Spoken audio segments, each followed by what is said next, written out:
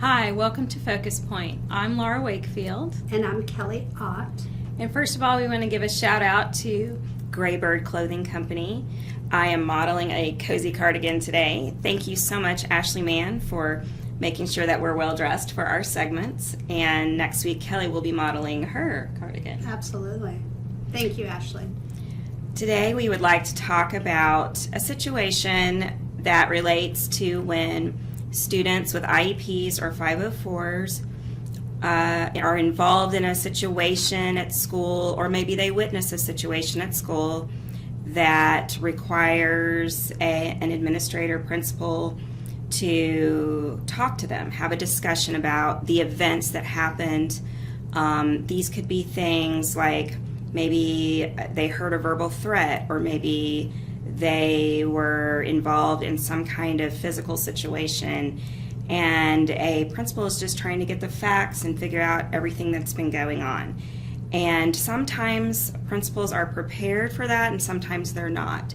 And so those are some of the situations I'd like to talk about today, because we've been in many of those over the past 25 years.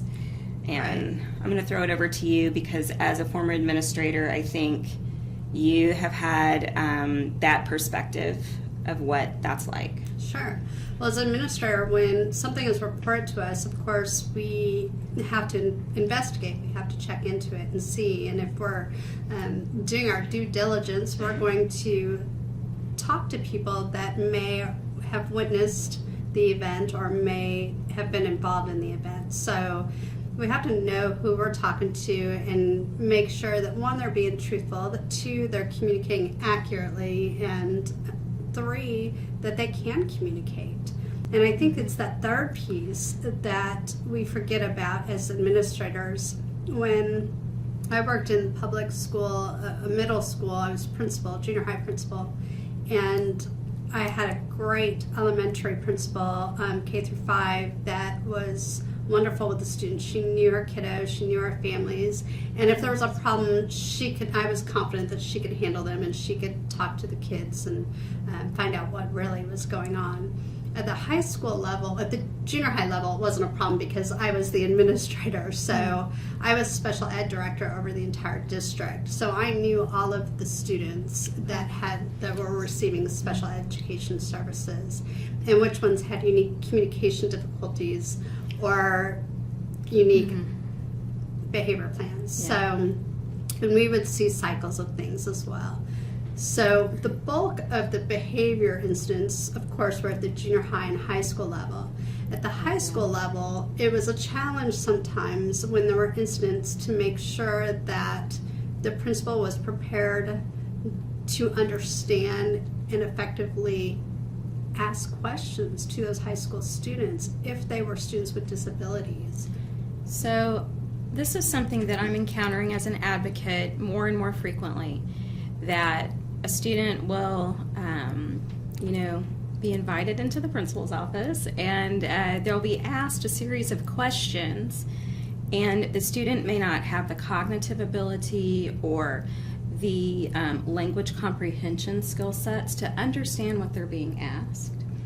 Also, you had done some research gathering earlier this year on the concept of suggestibility for people with cognitive challenges and autism spectrum, in that they can easily be suggested or led in a way, even when it's not the intent of that administrator, because they want to please authority.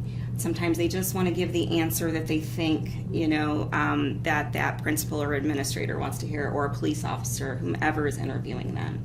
So that is a huge concern, because they may be admitting to things that they had no part of, or which is a really hard concept. I want to say I was one of those people that truly did not believe that innocent people would ever own something that they didn't do.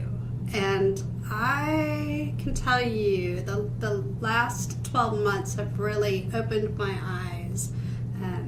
And after watching some interrogations, police interrogations, and some interviews with students with disabilities at the police station, I just knowing these kids and knowing how they were led, it wasn't anything obvious by law enforcement or by the judge, but it was obvious to anyone that works with kids with disabilities what was happening. And so it was an opportunity for me to enlighten and to educate another whole system.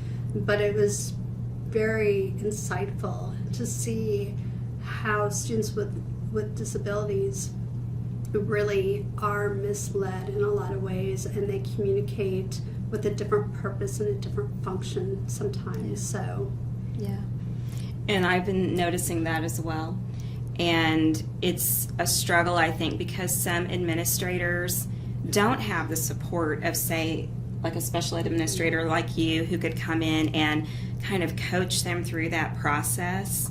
Either they don't have access to a person, or they don't even know that they can contact that person, even if they're in the system. It's not been, they haven't been trained that that's a person they can access. Maybe they're just told, oh, you only call this one person, and whatever that person says is the final say. They're not aware that they have access to lots of folks that they could consult with to help them problem solve. Like, how does this BIP, if a kid has a BIP, for example, in their IEP, how does this behavior intervention plan play into my questions here or my decision? Maybe I should not be questioning this child without the parent present. Things like that, especially when the answers to those questions have significant legal impact on the child and the school district. It opens up, from Office of Civil Rights complaints to civil cases, even criminal cases in some instances. And, 17-year-old kids can be tried as adults.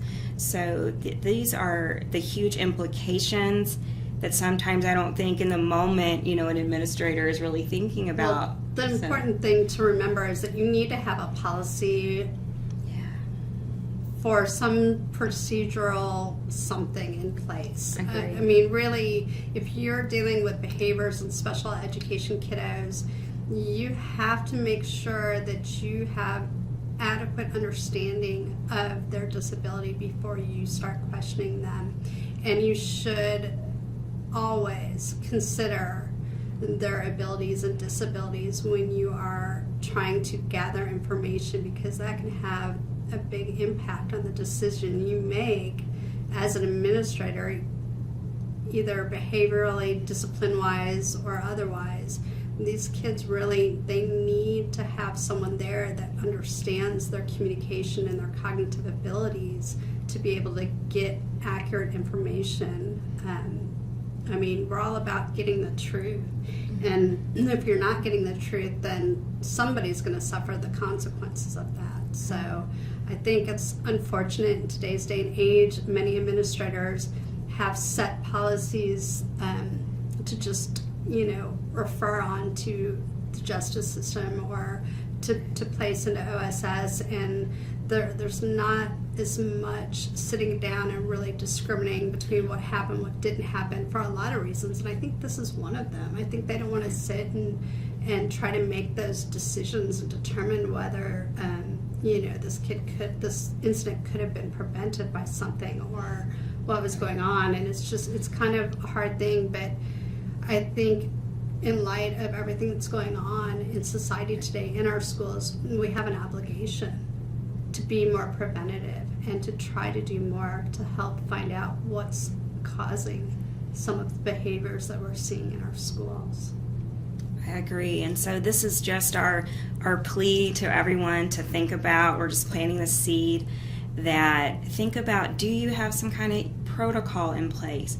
Even maybe if it's informal, and you're trying to get it worked out so that it runs smoother and it's a fairer process, and that you're keeping that in mind about asking yourself, do I really have the expertise, training, support to be questioning this student?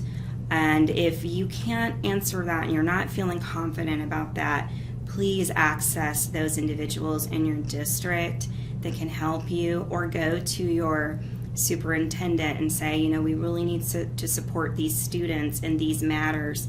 what kinds of training can we get for professional development, and what kind of, maybe you need a support person hired for those things, or a consult, and maybe you only need it 10 hours in a school year. But yeah. So I would try to look at professional development or that personnel in your district that can be there to assist you or to coach you when you are in the process of interviewing or questioning students. Thank you for joining us on Focus Point today. And if you have any comments about this topic, we'd really appreciate it. And if you can put it on our Facebook page or on our website. Thank you.